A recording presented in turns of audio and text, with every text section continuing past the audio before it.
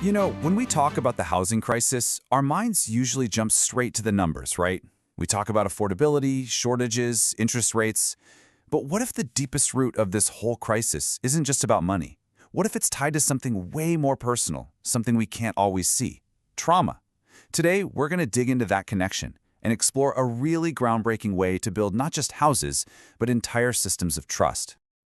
Okay, so to really get our heads around this, we have to start by kind of shifting our whole point of view. And it all boils down to one simple, but honestly profound question. This question right here, it's the whole key. It completely reframes the conversation. It takes us from a place of judgment to a place of understanding. It helps us recognize that where people are now is so often a direct result of what they've been through. And we're not just talking about a small group of people either. Get this, 63%. That's how many adults in the US have gone through at least one adverse childhood experience.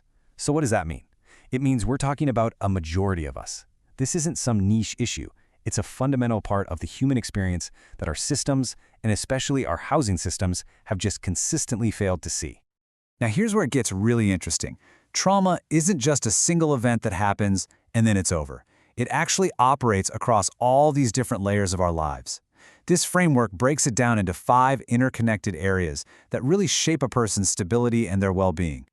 So, at the very core, you've got what's known as childhood or household trauma. These are those adverse childhood experiences, or ACEs for short, things like abuse, neglect, or witnessing violence at home.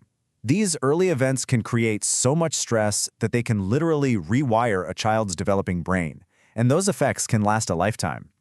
And this quote just shows you how fast that foundation can crumble. Just imagine being a single-income family and getting a notice like this.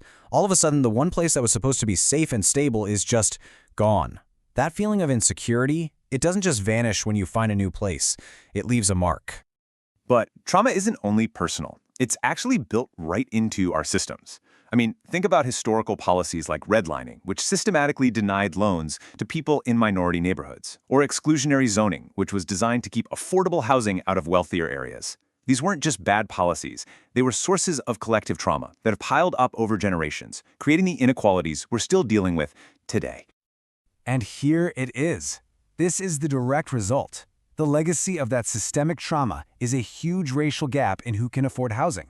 Renters of color are way more likely to be cost-burdened, which is a technical way of saying they spend a totally unsustainable amount of their income just to keep a roof over their head. That leaves almost nothing for savings, for emergencies, for just getting ahead. So, this brings us to the really staggering numbers behind the affordability crisis.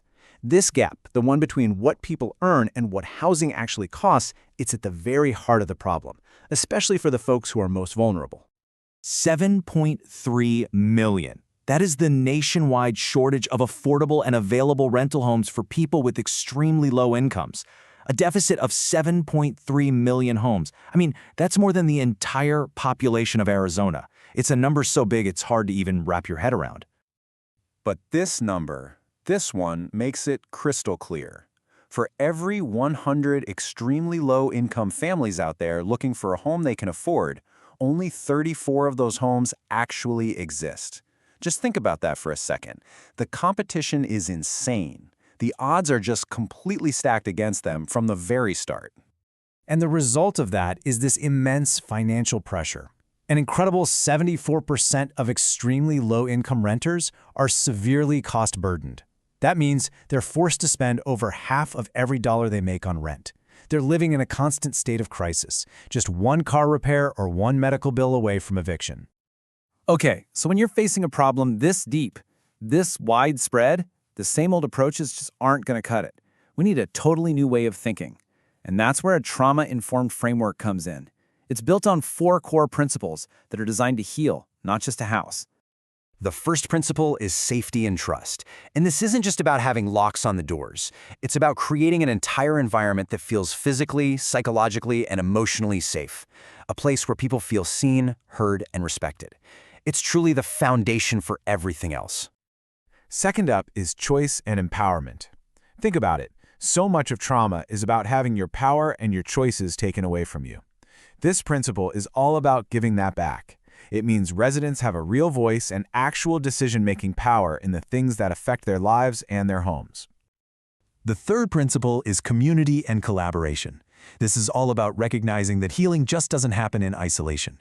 It's about building strong relationships and making sure that the people who are most affected by a problem are right at the center of creating the solution. And finally, we have beauty and joy. Now, this one might be the most revolutionary of them all.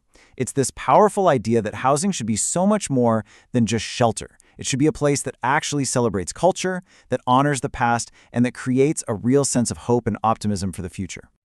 So, that all sounds great in theory, right? But how do you actually translate these powerful principles into a real-world solution?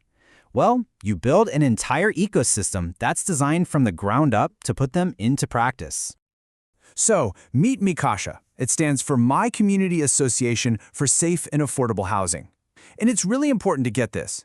This isn't just one app. It's a whole network of over 20 different tools and applications, all working together to dismantle the barriers that trauma survivors face every single day.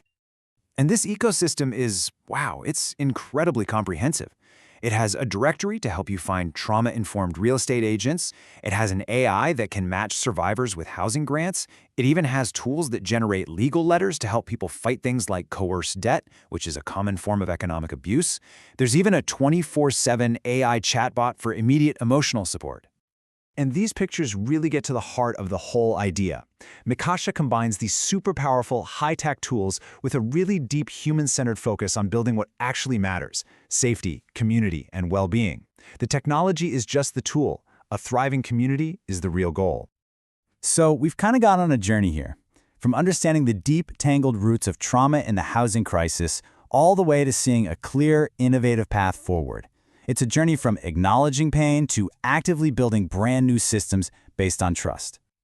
This quote from the founder, Sean Sherry Smallwood, it just perfectly captures the spirit of this whole approach. It's not about building apps or platforms for their own sake. The mission is so much bigger. It's about fundamentally transforming communities by creating systems that actually work for everyone. And that really brings us to our final thought. This isn't just about housing policy or some new technology. This idea, this trauma-informed approach, can be applied literally anywhere, in our schools, our jobs, our healthcare system. So the question I want to leave you with is this: how could asking what happened to you start to change the world right outside your own front door?